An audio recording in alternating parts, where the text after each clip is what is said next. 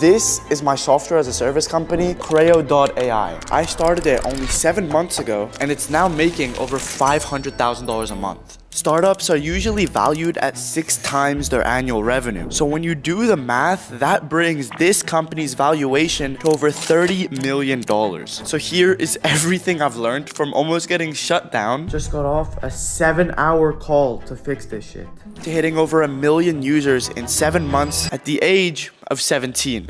Now, Creo is a baby compared to all these other companies like Premiere Pro or CapCut. But the reason we actually chose this idea wasn't because we thought we were gonna take over Premiere Pro or CapCut. I mean, those are billion-dollar companies. To be very honest with you, the biggest problem we ever had before making this company was what it was actually going to be about. We played around with script writing tools, managing softwares, and all these generic things that you see on a daily basis. And it actually took months to get to the idea we have now, because it's when I finally realized that the best product is made when it's a problem that you actually need to solve personally. And you don't even need to take my word for it. Amazon was made because Jeff Bezos didn't have enough options to buy books in real life, and he wanted a way to do it online. Apple even came to life because Steve Jobs made computers so that he can run his own products on them. What I'm trying to get to here is the fact that all these companies were created because it's a problem the owner actually had to solve. He didn't make something up. It wasn't something that was faked just to make money. It was something you had to go through on your day-to-day life that you now want to fix for the rest of the world. When I was making videos on Snapchat and mostly YouTube Shorts, there was no way for me to make these quickly. I had to hire editors that would do it on these softwares like Premiere Pro, and it would take hours or days to create. This is a common issue almost everyone who makes videos had, and my partner Musa had the same thing with TikTok. So because we lost out on money due to the fact that videos took quicker, return times were slower, this was the perfect solution for us. These ideas are never forced. They came out of just the natural desire to fix a problem I had. And chances are, if you're going through a problem like this in a big market, there's probably a high chance a lot of other people are as well, which is when it's time for you to start building that next trillion-dollar company. Speaking of trillion-dollar companies though, you cannot have one if you don't know how to get people to buy your product, which is exactly what we had to figure out at the beginning. Hour-long calls figuring out how much to charge people. Were we gonna sell it for hundreds, thousands, or only like 20 bucks? We need to get the pricing sorted. Like, that's kind of bad. I like 20,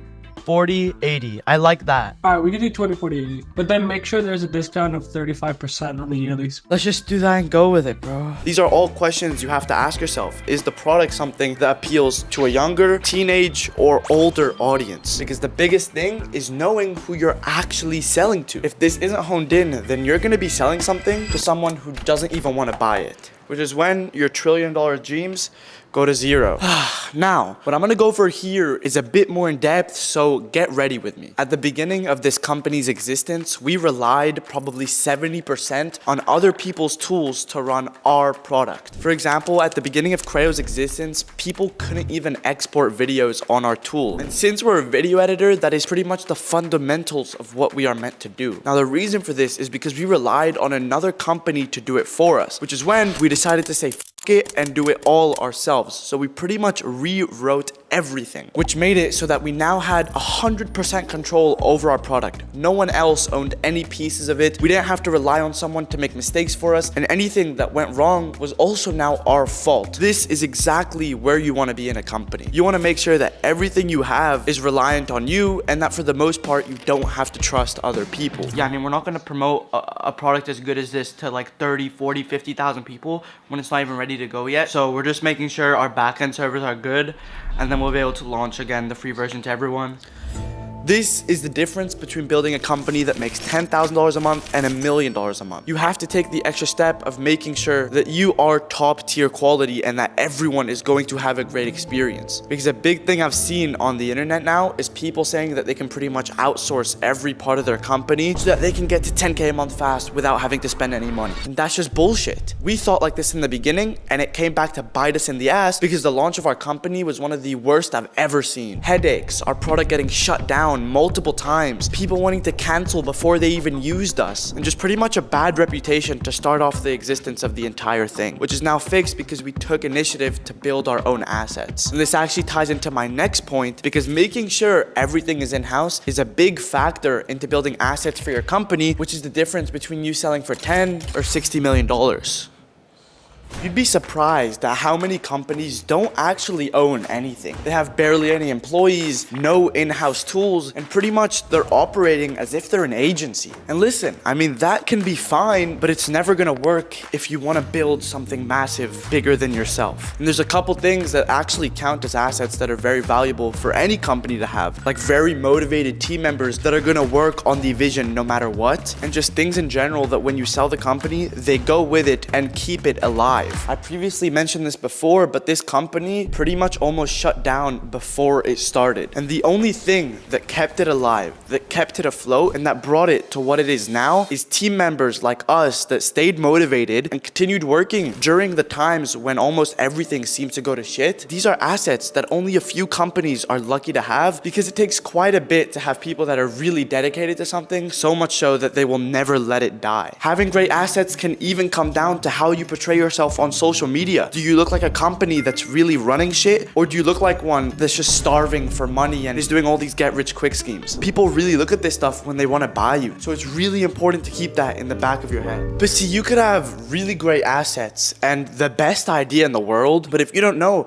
how to get your idea in front of thousands of people, then no one is going to buy it in the first place. So that is when knowing how to market comes in very handy. Musa and myself at the beginning had to make all the videos to promote this company, which is great. It got us our first $100,000, $200,000 a month in revenue. But this is not what was gonna take us to 500 or 600, because we couldn't just be making videos promoting the company all day forever. This also ties into what I talked about before, where if someone were to buy this company, they would have bought it with me and Musa having to do all the work still, which is not very ideal. And I'd say I'm much more of a business person than a creator, which is why building systems for Creo to continue growing to this day has been one of the things that's kept it going like this instead of this. We have over 20 people making videos every single day for Creo that I don't even have to worry about, simply because I built an insane system around it. The goal here was to get people on the team that actually were excited to promote our product and made videos in a similar area. So I would go ahead, research hundreds of people, call them, and get them a part of the vision to keep making content for the company. We wanted to get them excited about doing this every single day, because to be honest, the product is actually pretty cool. We make it easy for people to make short form videos, which solves a big issue in the market. But there does come a lot of problems with having a system like this. Sometimes the content that these people post